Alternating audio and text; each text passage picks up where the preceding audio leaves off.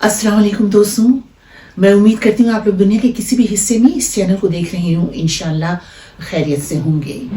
इस वक्त आप लोगों को मेरे साथ नज़र आ रहे हैं सफदर हमदानी, जो सहाफ़ी भी हैं, मरसिया निगार हैं, शायर हैं, मुहक्किक हैं, मुसन्निफ़ हैं और मेरे शौहर भी हैं। ये तो आप लोग जानते ही हैं ना। इनको मैंने यहाँ पर बिठाया इसलिए है कि मैं बहुत दिनों से उर्दू बोलचाल को सिखाने का एक प्रोग्राम शुरू करना चाह रही हूँ, खुसूसन जो बाहर के बच्चे हैं। क्योंकि मैंने बाहर, मेरा मतलब ये कि बैरून पाकिस्तान रहते हैं, बैरून मुल्क रहते हैं। क्योंकि मुझे ये अंदाज़ा हुआ, बहुत मुल्क देखने के बाद, बच्चों से, बड़ों से मिलने के बाद ये अंदाज़ा हुआ कि बच्चे, जिन घरों में माँ बाप उर्दू बोलते हैं अपने बच्चों से, वहाँ बच्चे भी उर्दू बोल लेते हैं, लेकिन पढ़ नहीं पाते और लिख नहीं पाते। तो हमें थोड़ी सी तवज्जो देनी है इस बात पर कि बच्चे पढ़ भी सकें और लिख भी सकें, तभी ये ज़बान हम अपनी आइंदा नस्लों तक मुंतकिल करने का दावा कर सकेंगे, वरना अभी फ़िलहाल नहीं। तो सफदर, ये बताइए कि हमें इस सिलसिले में बहुत संजीदगी से क्या काम करना चाहिए? देखिए, सबसे पहली जरूरत है माँ बाप, घर, आपका माहौल। मैं अपनी जाती मिसाल देता हूँ। मैं जिस जमाने में मजालिस पढ़ा करता था मेंबर से, तो मैं अपने बच्चों की मिसालें दिया करता था और लोगों को ये कहता था कि आप ये ना समझे मैं अपने बच्चों की मशहूरी कर रहा हूँ। मैं आपको ये बताना चाह रहा हूँ कि अगर ये काम बाहर के मुल्क में रह के मेरे बच्चे कर सकते हैं, तो आपके बच्चे भी कर सकते हैं। तो सफदर, आप वालिदैन की जिम्मेदारी की बात कर रहे हैं, तो देखिए उसके लिए हमें जैसे एक सहूलत मैसर थी कि दानिश साहब, जो शायर भी हैं, दानिश्वर हैं, उन्होंने एक हफ्तावार स्कूल खोल रखा था 2 घंटों का उर्दू सिखाने का। वो खुद और उनकी एहलिया जो थी वो बच्चों को उर्दू पढ़ाया करते थे। तो ऐसी सहूलत जो है ये भी तो मैसर नहीं है ना बहुत से इलाकों में। वालिदैन क्या करें? देखिए, मुझे बाकी ममालिक का तो इल्म नहीं है, लेकिन ये जिस मुल्क बरतानिया में हम रहते हैं, यहाँ स्कूलों में भी उर्दू पढ़ाने का रवाज भी है और इजाज़त भी है। सिर्फ प्री रेक्विजिट ये है, क्योंकि आप भी गवर्नर रही हैं यहाँ स्कूल की और मैं भी रहा हूँ।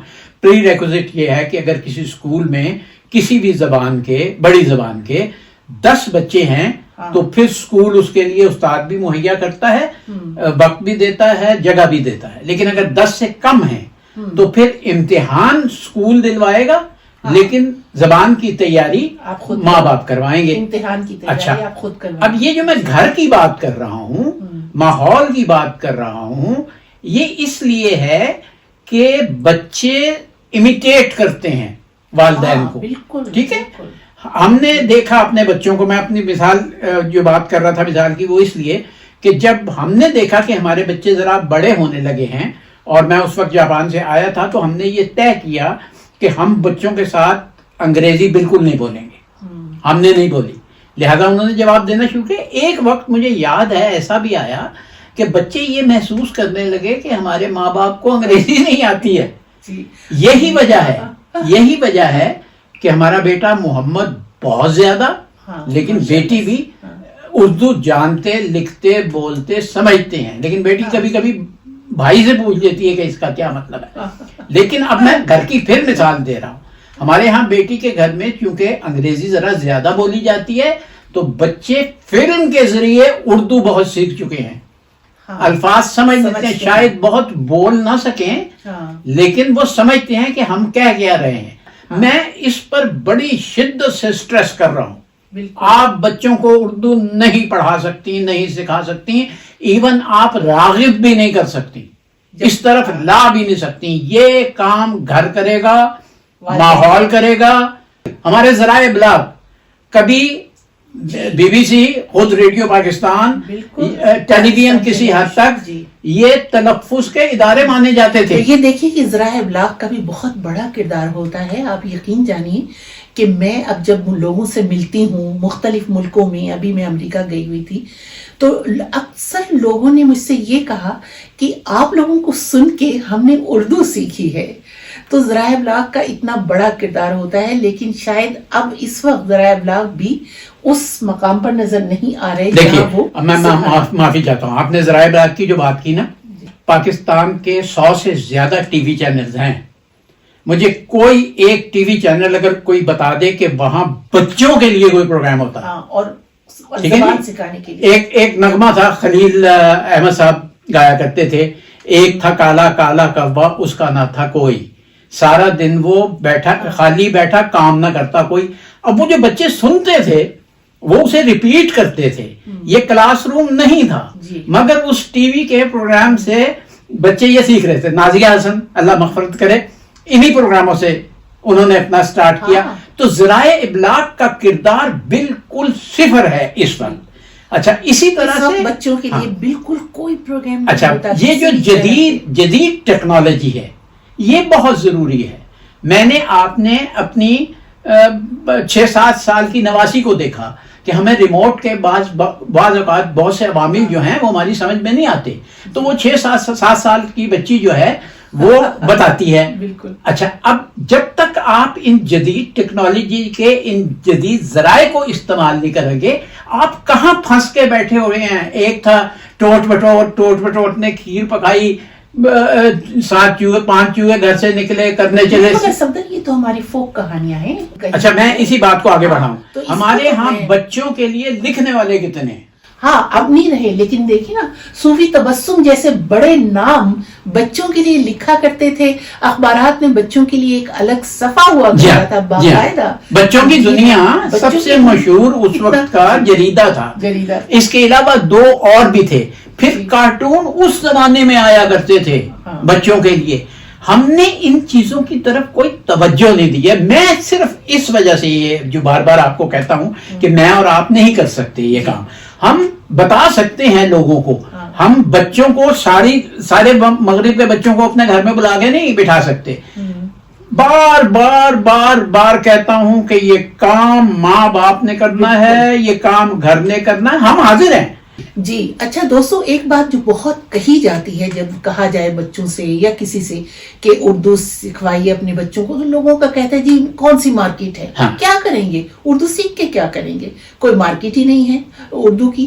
تو اس کا کوئی جواب، کوئی مدلل جواب صدر دیجئے کہ یہ کیا ہے کہ کوئی مارکیٹ نہیں ہے تو بس پھر صرف آپ ساری دنیا صرف انگریزی بولنے لگے، سب کی زبانیں آہستہ آہستہ دفن ہو جائیں اور ایک ہی زبان رہ جائے دنیا میں. کیا آپ لوگ یہ چاہتے ہیں؟ جی نہیں. بچے کم سے کم 5 زبانیں بآسانی سیکھ سکتے ہیں اور بول سکتے ہیں. 5 سال تو اردو کیوں نہیں؟ جی 5 سال سے لے کر 10-11 سال تک اردو کیوں نہیں؟ ٹھیک ہے اردو سے آپ کو اتنی محبت نہیں، آپ کی اپنی کوئی مادری زبان تو ہوگی نا، پشتو، بلوچی، سندھی. آپ اپنے بچوں کو اپنی مادری زبان بھی نہیں سکھائیں گے، بس وہ صرف انگلش کے ہو کے رہ جائیں گے. دیکھیے انگلش سے یا باقی زبانوں سے میں ایک ذہنی تکنیکی بات آپ کو بتاتا ہوں زبان کے معاملے میں، کیونکہ لسانیات میرا سبجیکٹ بھی رہا ہے.